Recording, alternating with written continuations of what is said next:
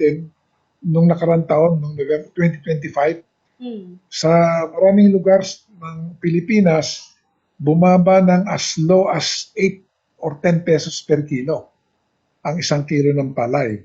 Kaya lugi-lugi po yung ating mga magsasaka. Ang dami po ang nalugi.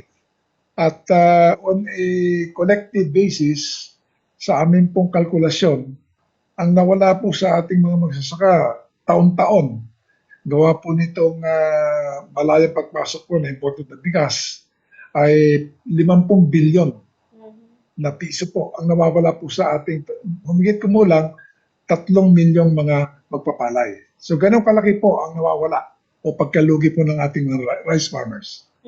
Grabe ano. And sa datos naman ho ng Philippine Statistics Authority or ng PSA, sa ngayon may kabuang ilan na po yung pangailangan ng bansa pagdating sa imported na bigas.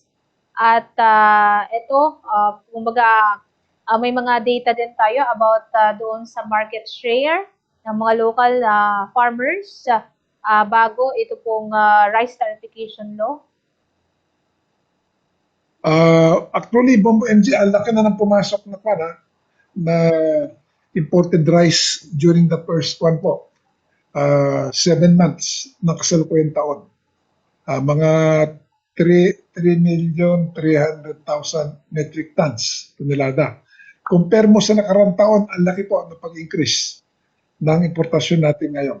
So ngayon, kung mapasok pa yung karagdagang bigas, gawa daw sa threat ng El Nino, ay nakakabahala po ito sa amin. Posible pong umabot pa ng between 5.5 billion to 6 billion metric tons ang importasyon po natin ng bigas this year. That will make it the biggest importation level sa buong kasaysayan po natin.